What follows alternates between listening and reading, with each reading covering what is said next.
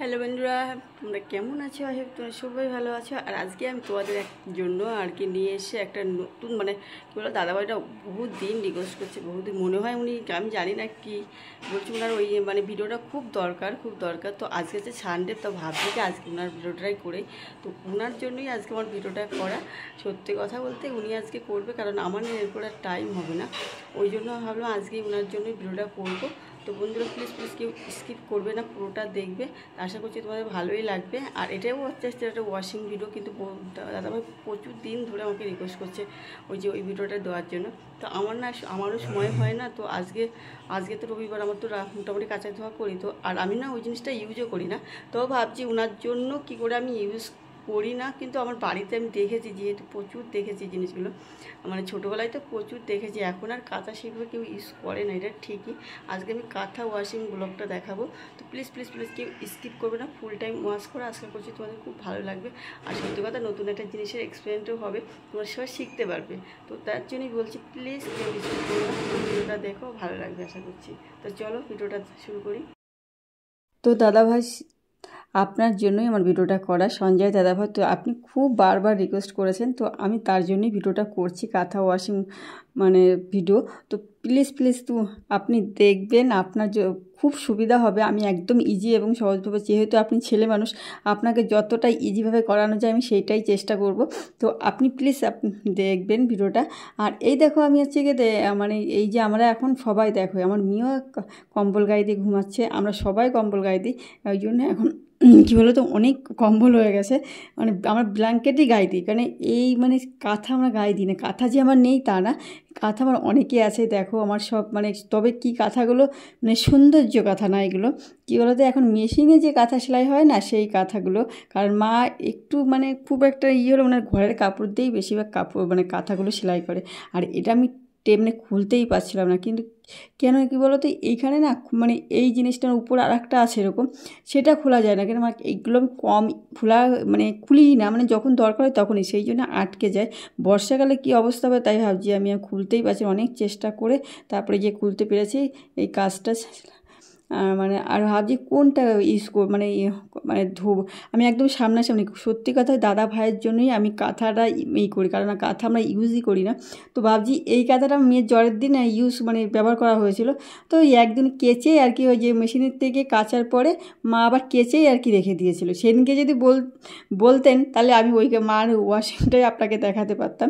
তো আমারটা এগুলো কী বলো তো, তখন তখন আমার মেয়ে সবে হয়েছে, তখন আমি এগুলো সত্যি কথা বলতে মেশিনের থেকে আনার পরে আমি আর কাচা ধোয়া করিনি, সেইভাবেই রেখে দিয়েছি, কারণ কোনো দিন ইউজও করিনি, সেইভাবে রেখে দিয়েছি। কিন্তু এখানে থাকতে না একটা গন্ধ, এবারে গন্ধ লাগছে আমার খোলার পরে, হট করে কেমন একটা গন্ধ। অনেকদিন বর্ষাকালটাল গেল না, আমার একটু রোদে দেওয়ার দরকার কাঁথাগুলোকে। তো ভাবছি এইটা করব না কোনটা করব। তো একটু মোটা কাঁথা না হলেও না হবে না, একটু আমার সাথে কাঁথা, সত্যি কথা বলতে কাচতে খুবই কষ্ট হয়, কারণ আমি ছোটোবেলায় দেখেছি, তো আমার মাকে দেখেছি, তো এই জন্যই বলছি খুব। আর আমি সত্যি কথা বলতে কাচিনি কোনো দিন, বাপের বাড়িতে কেচেছি, বিয়ের আগে কেচেছি, ওই পুজো টুজো আসার সময় না, তখন আমরা তখন নদীতে কাচতাম, নদী বা পুকুর, এর মধ্যে গ্রামে বাড়ি ছিল, নদী পুকুর ছিল, তো কাচা দেওয়া করতে খুব একটা অসুবিধা হতো না, আমরা সবাই চলে যেতাম, তারপরে ওখানে বসে কেচে ধুয়ে টুয়ে ওখানে মিলে টিলে দিয়ে আর স্নান টান করে আবার সেখানে নিয়ে আসতাম, এরকম করতাম। কিন্তু এই কাঁথাটা বের করেছিলাম, ভাবলাম তো এই কাঁথাটা খুবই ছোটো, আমার মেয়ের কাঁথা হয়ে গেছে, তো এই কাঁথাটা ওয়াশ করা ঠিক হবে না, তো একটু মোটা সোটা একটু বড়ো সড়ো কাঁথা, না কাঁথার মতন হতে হবে। তো সেই ভেবেই আমি আমার কাঁথাটা আবার বের করলাম, অন্য একটা কাঁথা বের করছি যে কোনটা ব্যবহার করা যায়, তো কাঁচা যায় আর কি, ওয়াশ করা যায়, সেটা আর কি ভাবলাম দেবে। তারপর ভাবলাম একটা বড়ো সড়ো এই মোটা কাঁথাটা ভাবছি হ্যাঁ কাচবো, এইটাই কেচে দেখাবো। দাদাভাই আপনি মিস করবেন না, কিন্তু আপনার জন্যই আমার এই কাঁচাটা ভিডিওটা করা। প্লিজ সবার জন্যই করছি, প্লিজ যারা জানো না, সত্যি কথা ওয়াশিং জিনিসটা কি, ক্লিনিং করতে হয় কী করে, অনেকেই সত্যিই জানে না, এটা একদম সত্যি কথা। কারণ আমার যেহেতু কী বলো তো, আমার গ্রামের বাড়ি ছিল, আবার এখানে এইসব কাজগুলো গ্রামে অ্যাভেলেবেল হয়, ওখানে ওয়াশিং মেশিন ছিল না, পুকুর কাছে ছিল, এই জন্য বলছি। আর এই দেখো, আমি সত্যি কথা গিজার চাইলে গরম জল করতে দিয়েছিলাম, আমি গরম জলেই কাচবো, আর দাদাভাইকেই বলছি গরম জলেই কাচবেন আপনি, আপনার মনে হয় ইউজ করাই কাঁথা, ওই জন্য বলছি গরম জলেই কাচবেন। আর শীতে ইউজ করেছেন তো কাঁথাটা নোংরাও হয়েছে, ওই জন্য আপনি কাঁথাটা কি গরম জলেই কাচবেন। কারণ সত্যি অনেকটা মানে গরম জলে, উষ্ণ গরম জলে কাচলে কী হয়, অনেক পরিষ্কারটা বেশি হয়, মানে খুব খুব পরিষ্কার হয়, এটা একদম হয়, একদম বাস্তব কথা। তো উষ্ণ গরম জলেই করবেন। এই কাঁথাটা নিয়ে নিলাম, আর বাদ বাকিগুলো তো আমি কাচতেই হবে। এই জলটা গরম, অর্ধেক জলটা আমি এখানে দিয়েছি, আর বালতিতে কিছুটা রেখে দিই, ওইটাই আমি কাঁথা ভেজাবো। আর আমার বাদ বাকি যে জামা কাপড়গুলো আছে সেইগুলোও তো আমি গরম জল দিয়েই আজকে কাচ্ছি। কারণ এখানে একটু গরম পড়ে গেছে, মানে আমাদের একটু গরম পড়েছে, অনেকেদের খুব গরম পড়েছে, কিন্তু আমাদের, আমি বললাম না, আমাদের শীতকালের মানুষ, আমার গরম খুব কম। তো এই জন্য আমি আছি কি এখানেই আর কি। আর এখানে আমি ভয়েস মিউট করিনি, আমি আমার মেয়েটে যে কথাগুলো বলেছি সেই কথাগুলোই রয়েছে। আর সত্যি কথা এখানে আমি করিনি, কারণ এখানে সত্যি কথা এই কাঁচার একটা আওয়াজ না বেশ খুব সুন্দর লাগে, আমার তো খুব সুন্দর লাগে, বেশ অন্যরকম। তো সেই জন্য আমি মিউটটা করিনি। তো আমি আমার জামা কাপড়গুলো সাদাগুলো এইভাবে কাঁচা ধোয়া করি, সাদাগুলো আগে আগে ভিজিয়ে তারপরে তুলে রাখি, এইভাবেই করি। আর মানে তো আমার সাদা জামাগুলো আমি এগুলো পরেছিলাম, আর এখন কী বলতো 2-3 দিন পরার পরে আর সেই জামা মানে না কেচে তোলা যায় না, গরম পড়ে গেছে তো ওই জন্য। আর মানে এতে নাকি নেগেটিভ দিকও আছে। আমি একদিন একটা দেখছিলাম যে জামা কাপড় বারবার পরে ইউজ না করে কিন্তু সেটা মানে ঘরের আলমারিতে তুলে রাখতে নেই, তাতে নাকি নেগেটিভিটি বেড়ে যায়। আর এটা কতটা যুক্তিগতও আমি ঠিক জানি না, এবার অনেকেই পরে সব কিছু, অনেকে অনেক কিছু বলে। তো এই যে বড়বাবুর জামা কাপড়গুলো, শার্টগুলো যে ভিজিয়ে দিলাম, ভিজিয়ে একটু কষলে দিচ্ছে, এই কলারগুলোকে আমি এইভাবেই গরম করে দুই হাত দিয়ে ভালো করে ঘষে আর কি। কলারটাই বেশি নোংরা হয়, আর হাতা দুটো এখানেই বেশি নোংরা হয়, সত্যি কথা। আর এইভাবে গরম জলে একটু ঘষালে একদম পরিষ্কার হয়ে যায়, কলারটাও অত নোংরা থাকে না। আর আমি সানলাইট সার্ফ দিয়ে ইউজ করি, তো আমি অন্য সার্ফ, কিন্তু মা বলছিল সানলাইট থেকেও নাকি উনি ঠিক বলতে পারেনি, উনি হয়তো জানে না, বলে তুমি কি সার্ফ আনো, ওই সার্ফটা ভালো না। কিন্তু আমি সব দিন সানলাইটেই ইউজ বেশি করি। উনি কী জানে কি একটা বলছে নীল কালারের কি প্যাকেট, সেই কালারের সার্ফ নাকি ভালো। এবার উনি তো বলতে পারেনি, আর আমিও ঠিক জানি না, টাইট হবে না কি জানি না, আমি জানি না। তো উনি বলছে ওই সার্ফটা কমও লাগে আর সানলাইট সার্ফ নাকি বেশি লাগে, এটা মার বক্তব্য, আমি ঠিক জানি না। আমি কোনোদিন আমি সানলাইটেই ইউজ করি, সব দিনই করি সানলাইট দিয়ে। তো সানলাইটে টাইটও করেছি, বিয়ের প্রথম দিকে টাইটও করতাম। তো এইবারে সমস্ত যেগুলো ভালো জামা কাপড় আগেগুলো ভিজিয়ে আগে তুলে রাখলাম, আর যেগুলো নর্মাল সবসময় ইউজ করা হয় সেগুলো সব এক গাদা করে মেরে দিয়ে দিলাম, একেবারে এক জায়গায় একদম চেপে দেখে দিলাম। মানে কী করবো, তাই একসাথে এতগুলো কাছে এভাবে রাখা যায় না। কিন্তু হ্যাঁ, নতুনগুলো যেগুলো সবসময় ডিউটিতে যায় সেইগুলো তো আর খুব নোংরা হয় না, একটু ঘাম হয় সেই জন্য। আর এই যে গরম জলটার সঙ্গে আর একটু জল পাইল করে, দাদাভাই এবার আপনি পুরোটা দেখেন, আপনার জন্যই মানে একদম করছি। এবার একটু জল আমার একটু কম হয়ে যাচ্ছে, কাঁথাটা যেহেতু মোটা সেই জন্য আমি জলটা একটু বেশি করে নিলাম। আপনি পুরো গরম জলতেই করবেন, আর একটু সার্ফের পরিমাণ বেশি দেবেন। আর আপনার কাছে যে সার্ফ আছে সেই সার্ফে, আমি সানলাইট দিতে, আপনার কাছে যেটা আছে সেটাতেই কাচবেন, তাহলে আপনার সুবিধা হবে। আর এই যে কাঁথাগুলো মানে খুলে আস্তে আস্তে করে আর কি চেপে দেবেন। আর সবথেকে বড়ো কথা, আমার বালতি হয়ে গেছে। আপনি যদি একটু খোলামেলা জায়গায় কোনো পাত্র বানানোর জন্য ওরকম একটা, আমার আগে যেগুলো জামা কাপড়গুলো ভিজেছে ওরকম একটা গাবলা পেলে সবথেকে সুবিধা হবে, কারণ ওতে কোনো অসুবিধাই হবে না। আর আমার একটু বালতি বলে একটু সমস্যাগুলো, এই যে চেপে পুরো জায়গায় ভিজিয়ে রেখে দিই, কিছুক্ষণ পরে কাচবেন। আমি কিন্তু সঙ্গে কাচি না, কিছুটা কেচে সময় রেখে দিই, কোনো রেখে দিই, যাতে ওপর থেকে যতটা পারে সঙ্গে নোংরা বেরিয়ে আসে, সেই জন্য আমি রেখে দিই, সঙ্গে কাচি না। কিন্তু আমার জামা কাপড় কাচলে হয়, কারণ আমি জামা কাপড় খুব রেগুলারই কাচা করে হয়, সব ভিডিও দেখানো হয় না, আমি বাথরুম ভিতরে কাচি, যেগুলো খুব বেশি কাচা হয় সেগুলোই আমি আর কি এখানে বাইরে কাচি। আর না হলে রেগুলার কাচা হয়, মেয়ের জামা কাপড়, আমার নাইটি একদম রেগুলার কাচি এগুলো। আর বড়বাবুর প্যান্টগুলো, যেগুলো হাফ প্যান্ট পাঞ্জাবি করে সেগুলো আমার রেগুলার প্রায় কাচা হয়, ওই জন্য আর দেখানো হয় না। 2-1 দিন দেখাই, কিন্তু দেখানো, বাথরুমের কাচাটা তো তোমাদের দেখায় না, বাথরুমের ভিতরেই কাচি। আর এখানে প্রচুর কাচা হলে তখন আমি কাছাকাছি এখানে করি। তো আমি জিন্সের প্যান্টও এইভাবেই কাচি, মোটামুটি জল দিই, তুপে কাচতে লাগি। আর জিন্সের প্যান্ট সত্যি কথা কাচতে কষ্ট হয়, ও কাঁথার মতন একটা শক্ত, কিন্তু এখনের জিন্সগুলো অনেকটাই নরম সফট হয়। আগের জিন্স তো আমি কখনো কাচিনি, তো শুনি।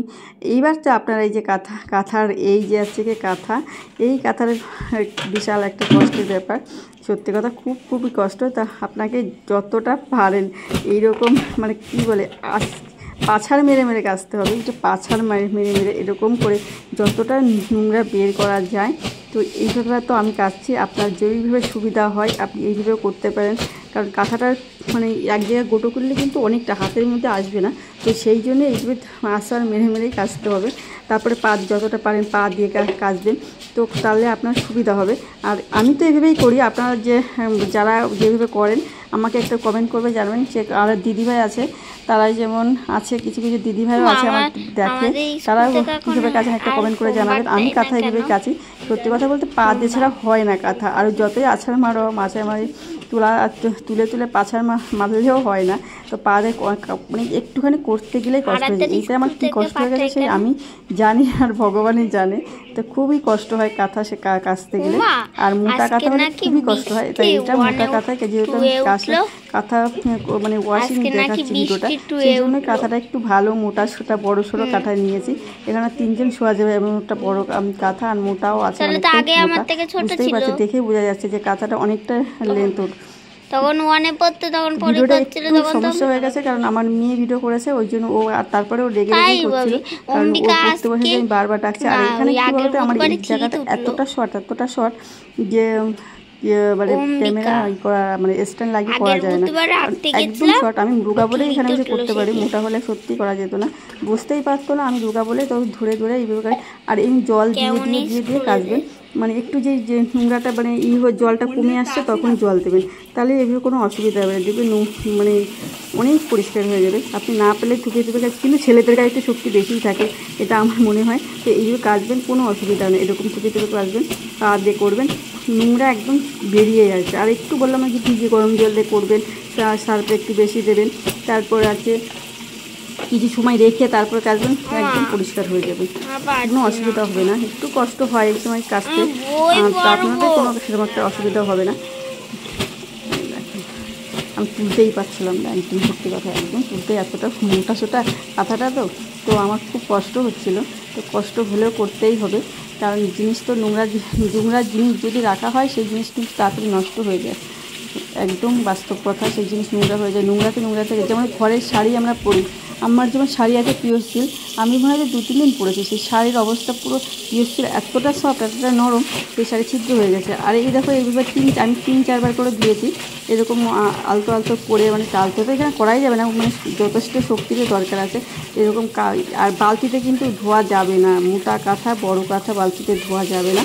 এরকম গাবলা নিয়ে কাচলেই আপনার সুবিধা হবে, যেটা আপনার সুবিধা যেটা আছে আপনার কাছে। এখন একটু বালতিতে করলে একটু বেশিবার ধুতে হবে, কারণ ওর ভিতরে গ্যাজে আবার ফেনা যেটাই বলেন সেটা থেকে যাবে। আর এটা আমরা তো বাড়িতে বেশিরভাগ চেয়ারে করা হতো, যেহেতু আমার এখন চেয়ার আনার সমস্যা আছে, তো এখানে রাখারও জায়গা নেই সমস্যা, তো আমি ওই জন্য কলের উপরেই রেখে দিই। আপনার কল থাকলে আপনিও কলের উপরেও রাখতে পারেন। তা কলের মাথাটা আমি ওই জন্য জল দিয়ে ভালো করে ক্লিন করে নিলাম, তো এই জন্য। আর এই দেখো এইভাবে মানে জল ওর দিকে আমার পড়ছে, কিন্তু তার মধ্যে দিয়ে বুঝি করতে কতটা কষ্ট হচ্ছে সে আমি আর ভগবানই জানি।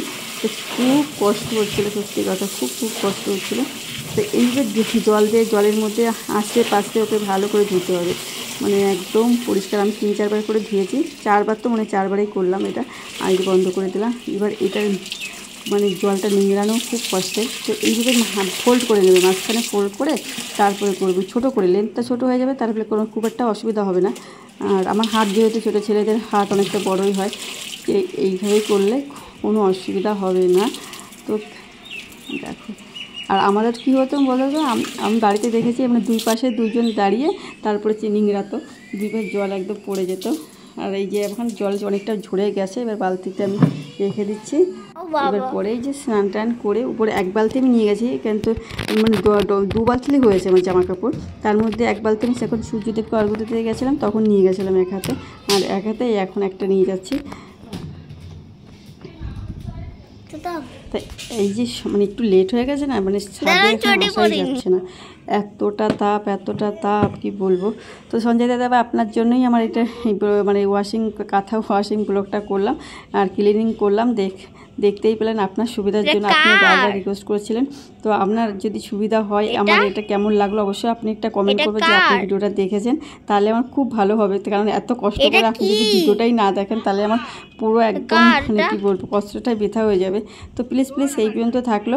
আর আমার ক্লিনিং ব্লগ আর জামা মানে ওয়াশিং ব্লগ কেমন কেমন হলো অবশ্যই কমেন্ট করে যেমন তাও সবাই এরম ভালো থাকবে কথা, সুস্থ কি থাকবে বিচ্ছিরি কথা। এই কামনাই করি। আর বাদ বাকি ভিডিওটা পরে, এতটা লেন্থ বড় হয়ে যাচ্ছিলো, আরও কিছু ছিল অংশ তো আমি কেটে দিয়েছি, ওটা পরে করব কারণ তো গরমকালে লেন্থ বললে অনেক বড় গরম হয়ে লাগে। যাচ্ছিলো। তো খালি গরমকালে অত তো বড় ভিডিও সত্যি কথা, তাও উনি বলেছে যে অনেকটা সময় ধরে শীতকালে করতে, বললেও সেই জন্য আমি মানাবে। অনেকটা সময় কেমন ধরেই একটা করেছি। আমি বস্তার এত মতো বড় লেন্থের লাগছে। ভিডিও আমি কখনো করি না, কারণ যে ভিডিও দেখে লোকে দেখেই না সেই কেমন ভিডিও অত বড় বস্তার লেন্থ করার মতন দরকার নেই, লাগছে। আপনার জন্য করা।